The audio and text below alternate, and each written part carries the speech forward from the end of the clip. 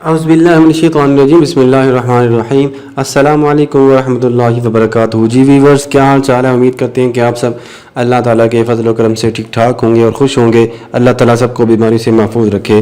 آج ایک اور نئی ویڈیو لے کر آپ کی خدمت میں حاضر ہوئے ہیں اور آج کی ویڈیو کا ٹاپک بھی بڑا ہی دلچسپ ہونے والا ہے۔ امید کرتے ہیں کہ آپ کو ہماری یہ کاوش پسند آ رہی ہوگی۔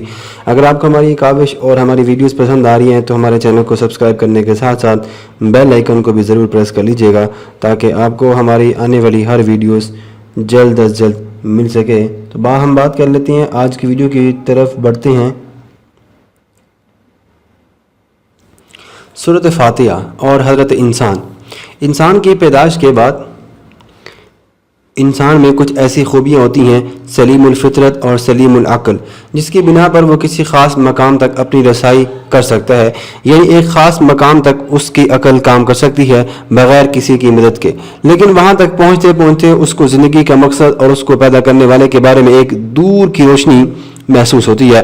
اس مقام پر پہنچنے کے بعد انسان میں یہ سوچ رونما ہوتی ہے کہ زندگی یہ صرف زندگی نہیں، کچھ اور بھی ہے جس میں انسان کے اعمال کا بدلہ ہونا ہے۔ پھر انسان سوچتا ہے کہ کوئی تو ہے جو اس کا خالق و مالک ہے، جس نے میرے اندر یہ خوبیاں پیدا کی ہیں۔ یہاں پر انسان کو مدد کی ضرورت ہوتی ہے۔ مدد کی بھی مختلف قسمیں ہیں، لیکن اصل مدد تو صرف اللہ تعالیٰ کی ذات ہی کر رہی ہے۔ اگر ہم قرآن پاک کا بغور مطالعہ کریں، قرآن کا فلسفہ حیات ہے کہ بنیادی ہدایت پر انسان کے دل میں موجود ہوتی ہے۔ آسمانی کتابیں اس شعور کو اجاگر کرتی ہیں۔ جب انسان کا شعور اجاگر ہوتا ہے تب اس کو اصل زندگی کا مقصد پتہ چلتا ہے۔ قرآن پاک ایک حقیقت ہے جو انسان کو سیدھی راہ دکھاتا ہے۔ قرآن پاک کی تعلیم کو حاصل کرنے کے لیے اس کا مطلب بھی جاننا ضروری ہے، مگر ہم اس سے قاصر ہیں۔ ہمیں صرف اور صرف اس کو پڑھنا ہے، اس کا مفہوم اور مطلب اس سے ہم بہت دور ہیں۔ اگر ہم سورہ فاتحہ کو پڑھیں ہیں تو ہمیں اصل حقیقت کا پتہ چلے گا کہ اس سورہ مبارکہ میں اللہ تعالیٰ نے انسان کی حقیقت کیا بیان کی ہے اور کیا فرمایا ہے۔ فاتحہ کا مطلب ہے کھولنے والا، یعنی قرآن مجید وہ ہدایت کی کتاب ہے جو ہمارے لیے دنیا اور آخرت کا راستہ کھولتا ہے اور کھولنے میں مدد بھی کرتی ہے۔ اگر ہم اس کتاب کا بغور مطالعہ کریں تو پتہ چلتا ہے کہ سورۃ فاتحہ دو حصوں پر مشتمل ہے۔ پہلے حصے میں انسان اللہ تعالیٰ کی بڑائی بیان کرتا ہے اور دوسرے حصے میں بخشش کی درخواست کرتا ہے۔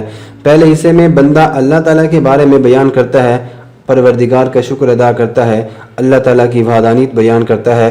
ہر انسان میں کوئی خوبی ہوتی ہے، یعنی حسن یا کمال، یہ خوبی اس کی خود کی پیدا کردہ نہیں ہوتی، اس کا وجود، بلکہ اس کا جو وجود ہوتا ہے وہ کہیں اور سے پیدا ہوتا ہے۔ تو پھر وہ انسان تعریف کے قابل نہ ہوا۔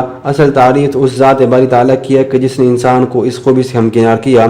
اس سورہ مبارکہ میں ہم رب کا شکر ادا کرتے ہیں۔ رب کا مطلب کیا ہے؟ وہ ذات جو ہر چیز کو پیدا کرے، کھانے پینے اور وہ ضروریات زندگی کی تمام اشیاء مہیا کرے۔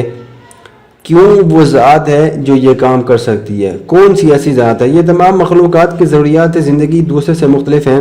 ہر انسان کی ان ضروریات زندگی کو حاصل کرنے کے بعد ان پر اللہ کا شکر ادا کرنا ہی اصل زندگی ہے، کیونکہ وہ تمام جہانوں کا مالک اور خالق ہے۔ یہ دنیا ایک مقافت عمل ہے اور یہ سلسلہ جاری و ساری ہے، مگر اس کا اصل ظہور تو آخرت میں ہونا ہے۔ اچھائی اور برائی کے مطابق جزا و سزا کا ہونا، اور اس وقت سب کا اللہ تعالیٰ کے حضور جھکنا ہی آخرت ہے۔ اسی طرح عبادت کا مطلب بھی یہی ہے کہ کسی کی عاجزی میں سر بسجود ہو جانا، یعنی جس سے محبت ہو اور اس کی خاطر اپنی زندگی کو وقف کر دینا ہی دراصل اصل عبادت ہے۔ اور اس کے بتائے ہوئے اصولوں پر زندگی گزارنا۔ محبت کا مطلب احساس ہوتا ہے۔ جب اس کا احساس ہوگا تب بھی ہمیں اس کی نافرمانی سے ڈر لگے گا اور ہمارے اندر خوف پیدا ہوگا۔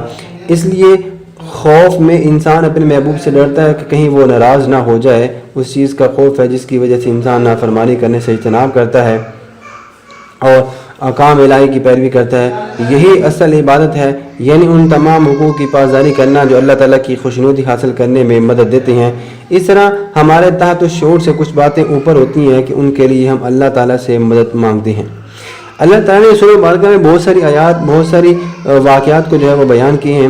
کہا جاتا ہے کہ اگر سورہ مبارکہ پر تفصیل لکھی جائے تو تفسیریں کم پڑ سکتی ہیں، لیکن اس کے مطالب کو سمجھنے کے لیے اس کے اندر گہرائی میں جانا پڑے گا کہ سورہ مبارکہ میں اللہ تعالیٰ نے کن کن احکامات سے پردہ اٹھایا ہے اور ہمیں اس کو جاننے کی کوشش کرنی ہے۔ اللہ تعالیٰ کی نعمتوں پر اللہ تعالیٰ کا شکر ادا کرنا اللہ تعالیٰ کا پسندیدہ عمل ہے۔ اگر ہم قرآن شریف کی اس پہلی سورہ مبارکہ پر عمل پیرا ہو جائیں اور زندگی کو اس کے مطابق ڈھال لیں تو کچھ اور پڑھنے یا حاصل کرنے کی ضرورت ہی نہیں رہتی، کیونکہ یہ صورت ہی ہمارے سارے دروازے کھول دے گی۔ آج کی ویڈیو یہیں تک ہے، امید کرتے ہیں کہ آپ کو پسند آئے گی۔ آپ کو اگر ہماری ویڈیوز پسند آ رہی ہیں تو ہمارے چینل کو سبسکرائب ضرور کیجیے گا، بیل آئیکن کو بھی ضرور پریس کیجیے گا۔ نیکسٹ آنے والی ویڈیو تک اپنا دوستوں کا بہت سارا خیال رکھیے گا۔ اللہ نگہبان۔